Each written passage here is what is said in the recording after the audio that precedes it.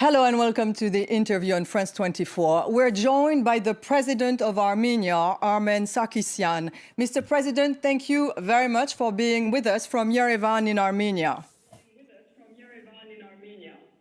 Well, it's a pleasure to speak to you, Stephanie.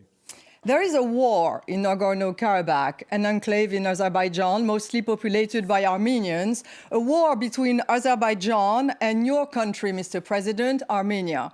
Mr. President, your country and Azerbaijan agreed on a new ceasefire on Saturday night. It was a new attempt. The ceasefire was once more violated. Why? Well, I have a question here to my Azeri colleagues. To the leadership of Azerbaijan, it's not to the Armenian side. And the first question is why on earth on the 27th of September, Azerbaijan started a war against the Republic of Artsakh, people of Nagorno-Karabakh. Of course, Armenia as a republic and Armenians worldwide, including those Armenians that live in France, they support Nagorno-Karabakh. So the question is, we had more than 20 years, a peace process which was led by OSCE Minsk Group, co-chaired by France, by United States and Russia, and that negotiations were going more than 20 years, and they were quite successful, because the moment you have that sort of a complexity of an issue, there are hundreds and hundreds of questions. So the Minsk process has reduced it and successfully solved a lot of issues, created some sort of a trust, and eventually they were close to resolutions with a couple of questions that were the most important, political, and the questions that needed political will and compromise. But on 27th of September, Azerbaijan started the war. And as you know, after a while, Russia mediated a ceasefire. And that ceasefire was broken by Azeri side. And I think it's a question more to Azeri side, why on earth they started the war and why they sort of broke the ceasefire. And the breaking ceasefire and the beginning of the war, both of them started with shelling of Stepanakert, which is the capital city of Republic of Artsakh. And the third time, as far as I know, and I think the French side and the co-chairs and the French side were also involved to create a stable ceasefire, but again, Azerbaijan has violated it. Right. It looks like they believe that they can sort out the conflict with a war, rather than talking. Right, Mr. President, but the Azerbaijan's defense ministry accused Armenia of using weapons to attack the positions of the Azerbaijani army in two regions north of Nagorno-Karabakh along the border. So what's your take on this, Mr. President? Well, I'm not in a position of basically answering to the Minister of Defense of Azerbaijan, so I don't think that he is correct. And you can ask my defense minister or the defense minister of Republic of Artsakh. Turkey and Azerbaijan, Mr. President, deny the fact that Turkey sent Syrian jihadists in Nagorno-Karabakh. You say they do. Do you have proofs, Mr. President? Well, you know what? They are this asking a president of Republic to come with a proof. First of all, I don't think is the right thing. Number one. Number two. The proof is there. The fighters are there, and they are not only in Nagorno-Karabakh. These fighters were in Syria. These fighters were in Libya. Now that same Turkish agency, I brought them to Azerbaijan, and the proof is there.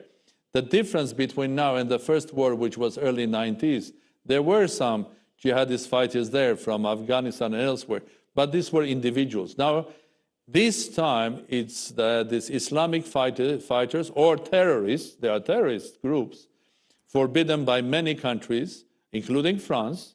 They are now there on the territory of Azerbaijan fighting the Armenians in Artsakh, organized by Turkey. And I don't need even to bring a proof because several agencies, several states, and intelligence units or departments of specific states, including the Russian Federation, the head of foreign intelligence has confirmed that. And there are videos, photos, recordings, audios, and so on and so forth. It's not about proving or not proving. When they start speaking, the Azeri or indeed the Turkish side about proofs, it reminds me another proof that Turks like to speak about Is there a proof that 1.5 million Armenians were killed 105 years ago in a genocide of Armenians? Well, I'm sorry. When 1.5 million people were slaughtered and a genocide happened, speaking about now about the proof from every and each family to bring the proof that they were there and they were killed at this or that time, it's not what we have to think about. What we have to think about is not about the proof, because they are there, it's about the Turkish involvement and basically Turkey fighting alongside with Azerbaijan against Armenians in Nagorno-Karabakh. And that's a fact. The F-16s, the Turkish drones, they are actively involved in military and non-military activities because they are bombing civilians there. So what sort of a proof do it's the question itself is misleading from the main, most important issue, which is why on earth this war is going on, and why on earth the Azeri side is not stopping, why the international community is asking for a ceasefire and asking to go everybody back to negotiating table. Right. And when the international community is also putting pressure on Turkey to get out from this conflict. Right. Mr. President, Russia actually signed a security pact with your country, but also has ties with Azerbaijan.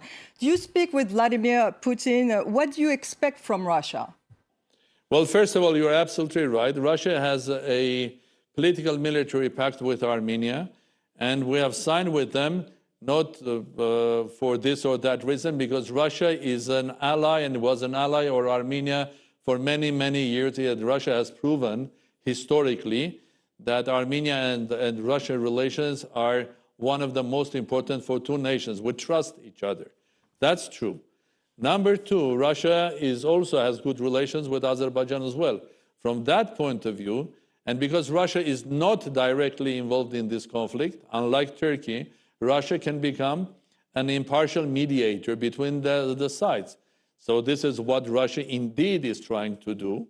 And with the announcement and the political decision made by President Putin, Foreign Minister Lavrov brought together with him the two foreign ministers of Armenia and Azerbaijan.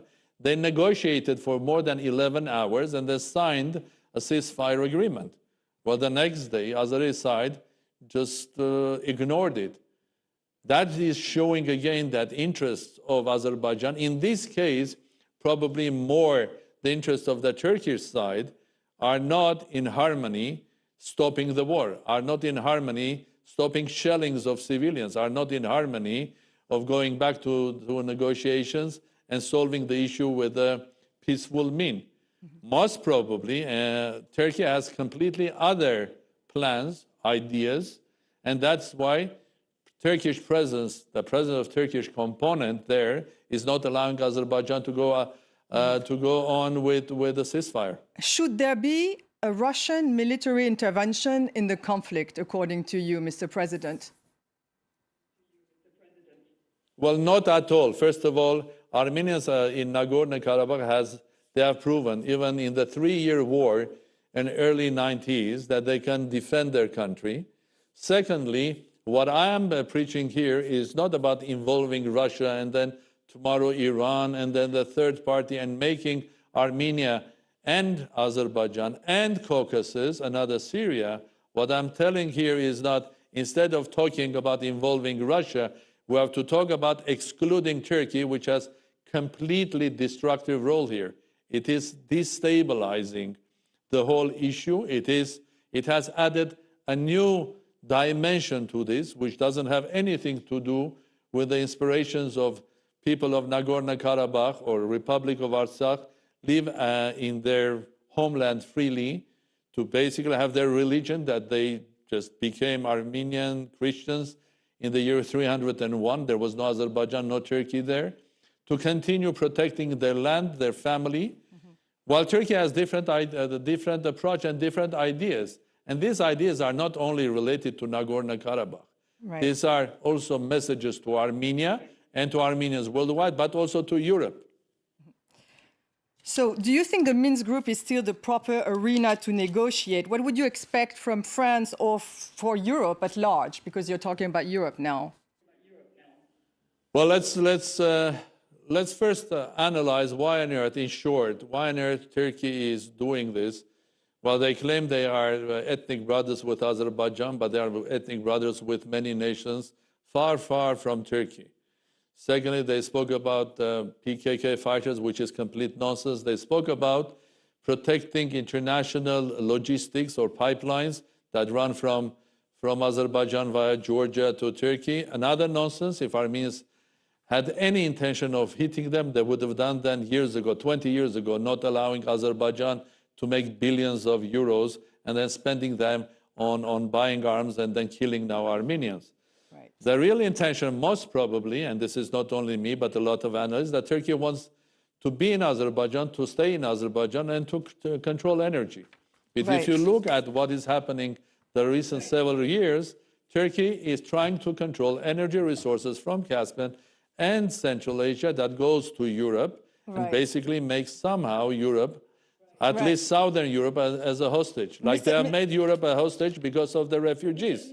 Right, Mr. Yes. President, we're lacking of time back to right now. international community. Right, just the Nagorno-Karabakh I'll to go control. back to your question. Yeah, the Nagorno-Karabakh took control of 7 localities very quickly, Mr. President, in Azerbaijan in the 90s, which became a buffer zone. Could this buffer zone be part of negotiations? I'm talking about negotiations, Mr. President. What do you put on the table? Very briefly. Well, let me say it briefly.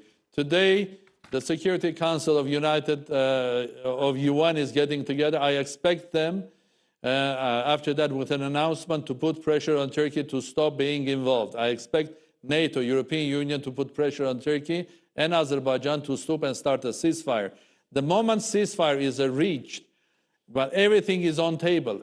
That was the whole concept of having Minsk group and with 3 co-chairs negotiating everything. Whatever you said, the 7 regions, the 5 regions, the 2 regions, and eventually the most important thing is the final status of Nagorno-Karabakh. So everything is on table for negotiations, but there is one simple thing, one simple step one has to do. Right, well, thank Stop you. the war, go to the table of negotiations. Thank you very much, Mr. President, and thank you for watching. Stay tuned on France 24. More news are coming up.